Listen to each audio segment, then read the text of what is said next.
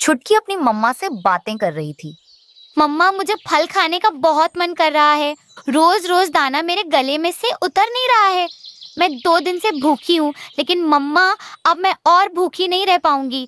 आज मुझे अपनी पसंद का खाना है। आप मेरे लिए कहीं से भी फल लेकर आओ। मेरा फल खाने का बहुत मन है।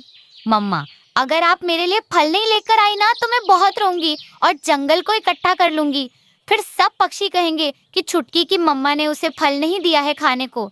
ये सुनकर उसकी मम्मा बोली, अच्छा मेरी बेटी, ये बात है।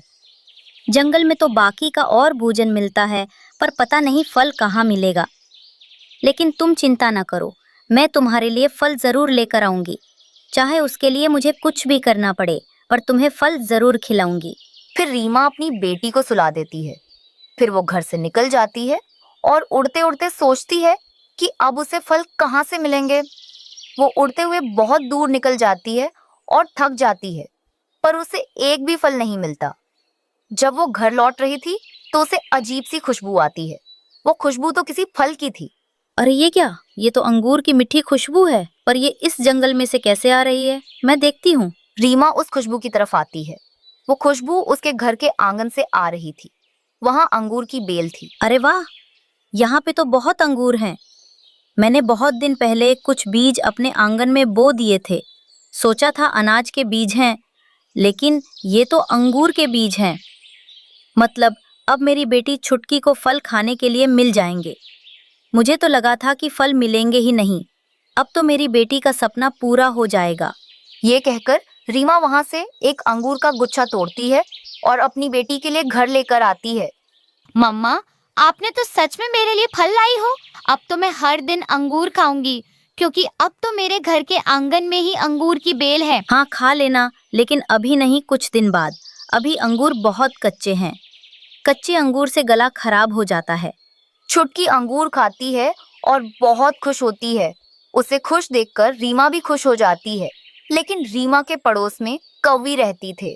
गौरी अपने घर की खिड़की से सब देख रही थी। इस छोटी चिड़िया के तो आजकल मजे ही मजे हैं। रहती छोटे से घर में है और अब तो अंगूर वाली चिड़िया बन गई है।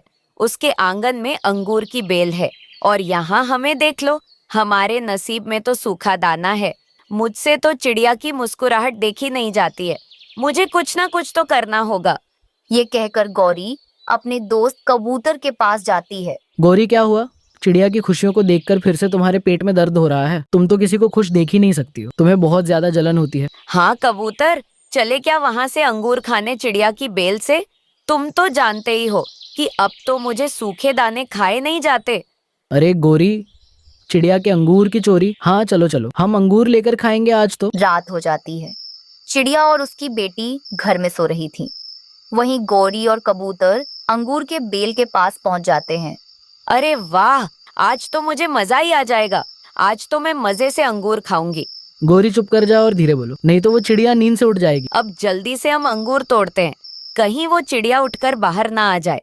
गौरी अपनी चोंच से अंगूर तोड़ती है और खाने लगती है, लेकिन वे अंगूर बहुत कच्चे थे। कच्चे अंगूर खाने से गौरी का गला खराब हो जाता है। उसके मुंह से आवाज भी नहीं आ रही थी। वो दर्द से रो रही थी। गौरी, तुम्हारा गला लाल हो गया है। क्या हो गया तुम्हें? अरे बाप रे, अब तो मुझे तुम्हारी आवाज भी नहीं आ रही है। कबूतर की आवाज सुनकर रीमा उठ जाती है। अरे ये क्या? ये आवाज कैसी आ रही है शोर की? कहीं कोई मेरे अंगूर चोरी तो नहीं कर रहा है? मैं देखती हूँ बाहर जाकर क्या हो गया है। रीमा बाहर आती है। ये क्या हो गया है कबूतर भैया? ये गौरी के मुंह से आवाज क्यों नहीं आ रहा है? क्या हुआ है इसे? और कबूतर उसे सारी बात बताता है। चिड़िया बहन, पता नहीं इसने तुम्हारे बेल से अंगूर खाया कि तभी इसका गला लाल हो गया है और इसके मुंह से आवाज नहीं आ रही है। गौरी बहन, तुम घर में आ जाओ, मैं तुम्हारे लिए पानी गर्म करती हूँ।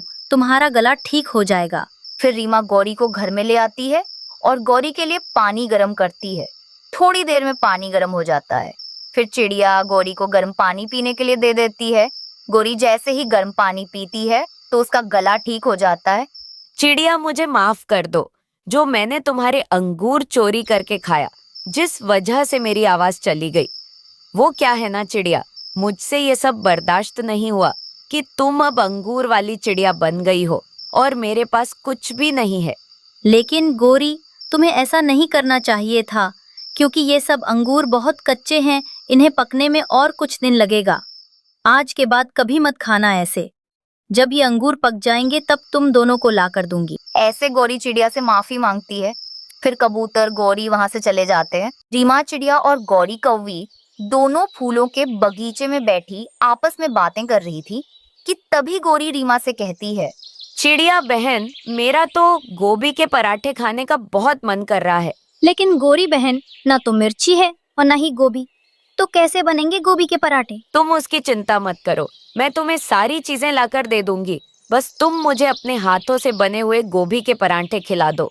तो फिर ठीक है गौरी बहन, आप ही सब चीजें इकट्ठी करो, मैं आग जलाने के लिए जंगल से लकड़ियां ले आती हूँ। गौरी कौवी वहां से चली जाती है और रीमा भी कुल्हाड़ी लेकर जंगल से लकड़ियां काटने चली जाती है। फिर गौरी सबसे पहले कबूतर के पास आकर कहती है, क्यों कबूतर, क्या तुम गोभी के पराठे खाओगे? कबूतर तो पराठे का सुनकर खुश हो जाता है और उसके मुंह में पानी आ जाता है, क्योंकि उसे भी गोभी के पराठे बहुत पसंद थे। हाँ हाँ, क्यों नहीं गौरी, ज़रूर मैं खाऊंगा गोभी के पराठे, मुझे बहुत पसंद है। तुम जो कहोगे मैं वो करूंगा। कहाँ है गोभी के पराठे? हाँ क्यों नहीं कबूतर, मैं जरूर खिलाऊंगी तुम्हें गोभी के पराठे। उसके लिए तुम्हें किसान के खेत से गोभी लानी होगी, तभी खिलाऊंगी। जाओ जल्दी से गोभी लेकर आओ। ये सुनते ही कबूतर गोभी लेने चला जाता है और गौरी तुरंत तोते के पास आती है और उससे कहती है, क्या तुम गोभी के पराठे खाओगे? हाँ गौरी, जरूर, मैं जरूर खाऊंगा गोभी के पराठे। लेकिन कौन खिलाएगा मुझे गोभी के पराठे? क्या तुम्हारे घर पे हैं? हाँ तोते, मैं खिलाऊंगी तुम्हें गोभी के पराठे, लेकिन उसके बदले तुम्हें मेरा एक काम करना होगा। मेरे घर पर मिर्ची नहीं है, तो तुम्हें मिर्ची लेकर आनी होगी। मैं गोभी के पराठे खाने के लिए तो कुछ भी कर सकता हूँ। मैं अभी जाता हूँ किसान के खेत में और जल्दी से वहाँ से मिर्ची लेकर आता हूँ। हाँ ठीक है तोते, तुम जाओ और जल्दी से मिर्ची लेकर आना। मैं फूलों वाले बगीचे में तुम्हारा इंतजार करूंगी। फिर तोता मिर्ची लेने के लिए चला जाता है और गौरी फूलों के बगीचे में आकर बैठ जाती है। मैं जंगल में सबसे होशियार कौवी हूँ। काम करेंगे तोता और कबूतर, और चिड़िया लकड़ियाँ ले आएगी और फिर वो बनाएगी गोभी के पराठे और मैं मजे से खाऊंगी। वहीं दूसरी तरफ तोता भी किसान के खेत में मिर्ची लेने के लिए पहुंच जाता है। कबूतर भी वहां छिपा हुआ बैठा था। अरे कबूतर, तुम यहाँ पे क्या लेने के लिए आए हो?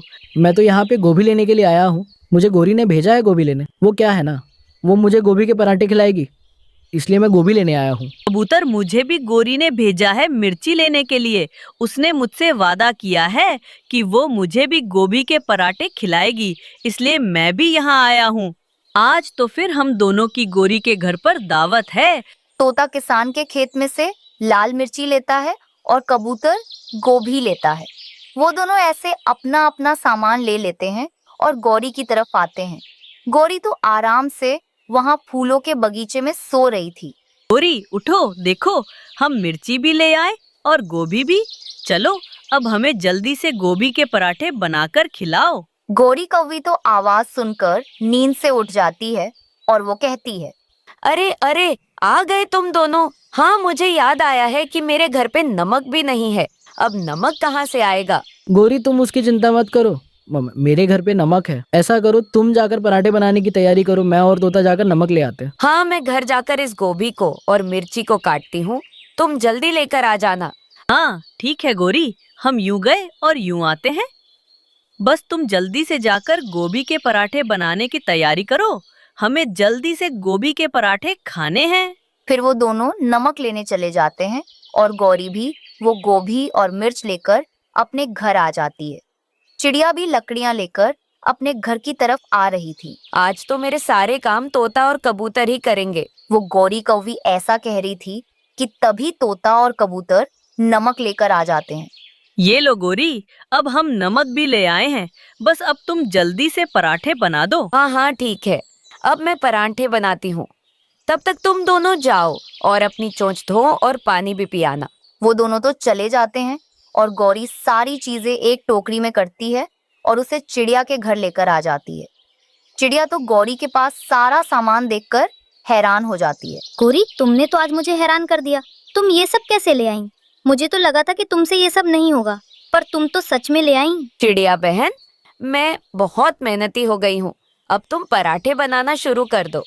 फिर चिड़िया चूल्हे में आग जलाती है और पराठे बनाती है।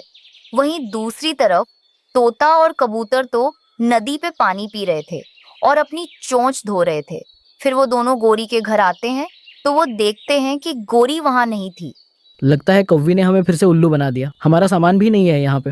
तोता और कबूतर तो निराश होकर वहां से जाने लगते हैं। तभी उन्हें चिड़िया के घर से पराठों की खुशबू आती है, तो वो दोनों वहां रुकते हैं और दरवाजा बजाते हैं। तब गौरी बाहर आती है। यहाँ क्यों आए तुम दोनों? लाओ कव्वी, हमारा नमक, मिर्च और गोभी लाओ। सारा सामान हमारा वापस करो।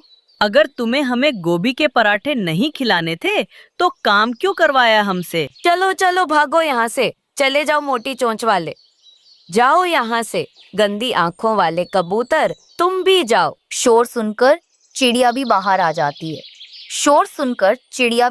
जाती है।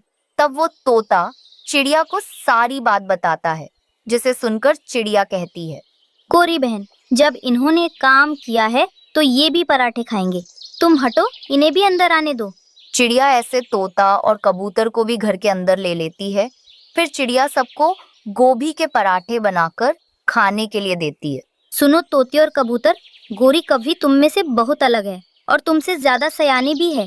वो अपना काम करवाने के लिए कोई नया तरीका अपना ही लेती है। वो सब ऐसी बातें करते हैं और फिर मजे